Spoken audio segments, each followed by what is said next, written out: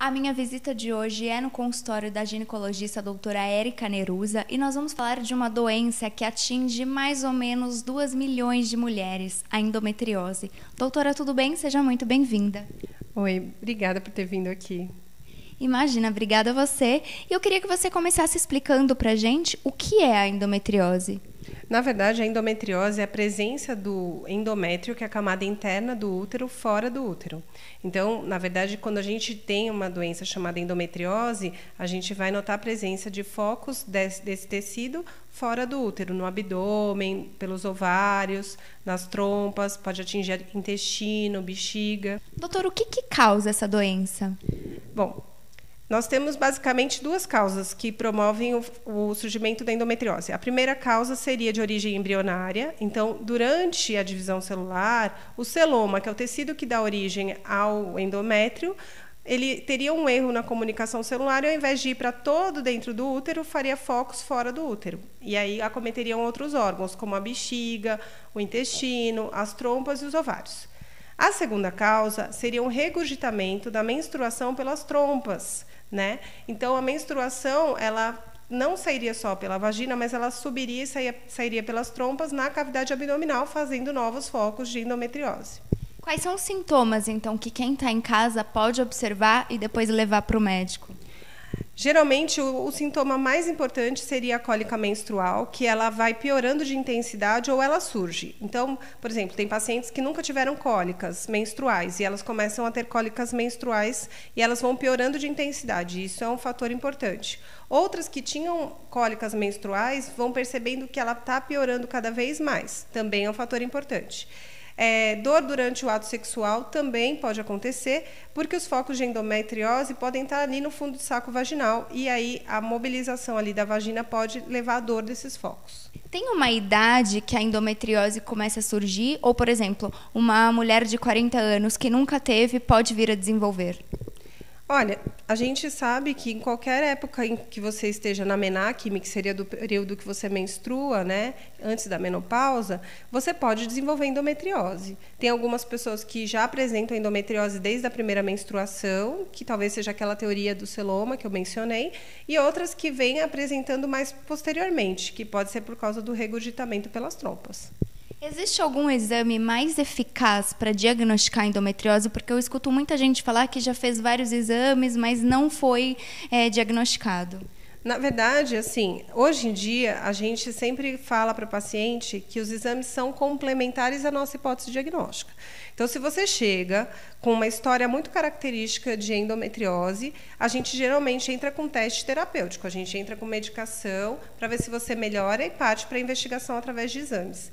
Mas, não necessariamente, os focos são grandes o suficiente para serem visíveis. Então, talvez a gente não consiga visualizar nos exames esses focos, mas os sintomas nos norteiam para esse diagnóstico. A endometriose ela pode causar infertilidade? Em 30% dos casos, ela causa infertilidade, infelizmente. Por quê? Porque se ela cometer as trompas, ela vai fazer uma obstrução tubária. E, com isso, a gente vai ter um problema no trajeto, né, do embrião para o útero. E esse é o problema. Outras vezes, eles podem acometer também os focos endometrióticos, os ovários. E se ele começar a destruir o ovário, também vai diminuir a capacidade de fecundação, por falta de óvulos bons, né? Quais são, doutor, os tratamentos mais adequados? Porque uma dúvida muito frequente das mulheres é que tem gente que fala assim, eu já operei e voltou, não adiantou. Na verdade, assim, a cirurgia ela é feita em casos muito graves, em que os focos de endometriose são muito grandes, em torno de 3 centímetros para mais, ok? Mesmo que você opere, você tem que lembrar qual é a causa da endometriose e tratar a causa.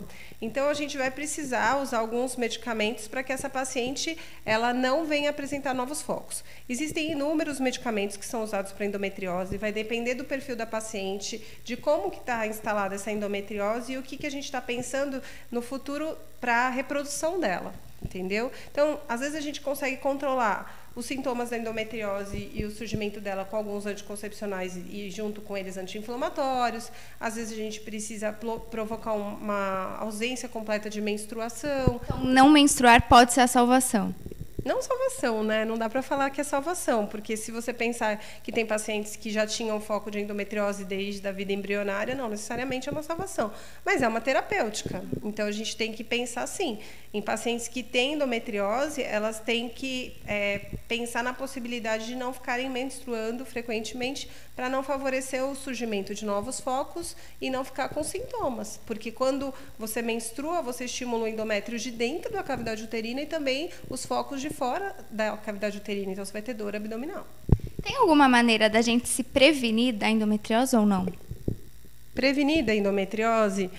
Olha, não necessariamente, porque depende da origem novamente. Mas hoje a gente fala que os contraceptivos, eles previnem contra a endometriose. Isso é comprovado através da ciência médica, através de estudos científicos.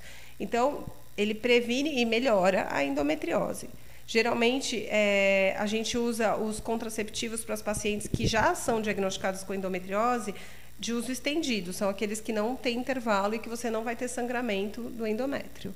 Tá? Mas para as demais, você pode usar os contraceptivos normais, que tenham a pausa. Essas que não têm endometriose vão se beneficiar disso também. Doutora, muito obrigada pelas suas informações. Se alguém ficou com alguma dúvida, pode comentar e você responde. Claro que eu respondo, fica à vontade. Sem problema nenhum. Obrigada. Imagina, de nada. Obrigada a você, Laís. Muito obrigada a vocês também que sempre nos assistem. E já sabe, se você gostou deste programa, curta e compartilhe com seus amigos. Um beijo e até a próxima visita. Tchau, tchau. Quer aprender inglês? Venha para Personal English. Com mais de 20 anos de experiência, a escola conta com um método de ensino dinâmico e objetivo. Turmas infantil, adulto e aulas particulares. Matrículas abertas para 2018.